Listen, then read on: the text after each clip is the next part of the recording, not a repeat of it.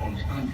For the time being, we want to let one seat in between every 2 members, so that we sit in a way whereby it will be healthy for us. And also, we will be showing a good example to our countrymen and women because of our stature as members of this family. Meanwhile, as the majority leader suggested the other day, we are in the process of making all relevant arrangements if we can relocate temporarily to the conference center, cause the resolution of the executive, and carry on our business. And maybe these days will make people realize that Parliament really is in need of a more spacious place to do the business that we are created to do. So in future, all these things will be considered accordingly. So that is for us to take. So as much as possible, leave one seat in between and give the whips will please take note accordingly. So that's the Speaker of Parliament there, putting out a justification using coronavirus, COVID-19, as a basis to say, well, listen, the public objected to us having a new chamber, but now we have to move to the conference center, possibly, and it's a reason why we need a new chamber. You remember there's a campaign that was started against that.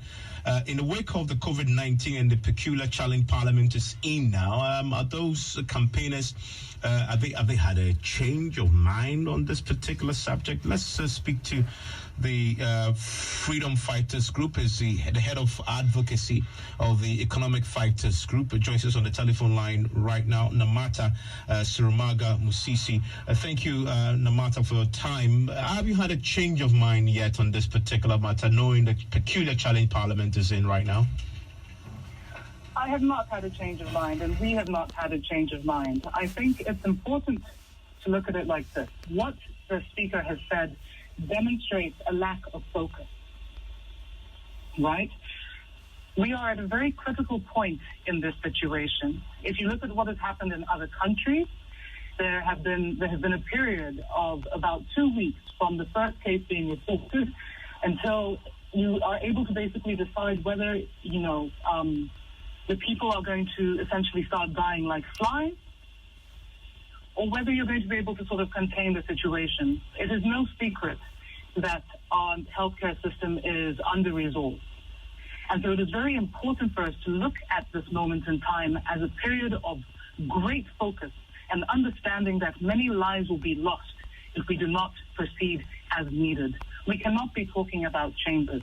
Our leaders need to be telling us how they are going to be supporting those who wish to innovate. Our leaders need to be telling us how they are supporting the under-resourced healthcare system. They need to be telling us how they're going to be supporting the researchers. I mean, even just down to sensitization. Fighters was in Eastern Region just this Saturday. We stormed the National Identification Center at Comet Estates. Now, one of the things that we found very concerning was the fact that not only were the community not well informed about the COVID-19 pandemic, but the fact that also the NIA officials were not well informed. We had to tell them to stop touching each other. We had to tell them to keep social distance, right? So it is a problem. And so for our leadership, in order for our leadership to show us exactly how they are going to proceed, they need to lead us. They need to put the people first. And we cannot be talking about chambers. We need to put the people first. You think the timing, you almost suggest it's almost opportunistic to use this as a basis to go back to a debate that the public said emphatically that we don't want to have? Yes, we cannot. It's insensitive, to be very honest. If you think about it, I mean, look at what's happening around the world. Thousands are dying. And we know what system we're facing, and we know what pandemic we're facing. And so we know that there's a very huge challenge ahead of us. We should not be raising issues like this. Instead, we should be ensuring that the people stay calm, that they feel led, that they feel supported in our efforts to deal with the situation. So yes, it is opportunistic. That's head of advocacy of the Economic Fighters League, Namata Musisi.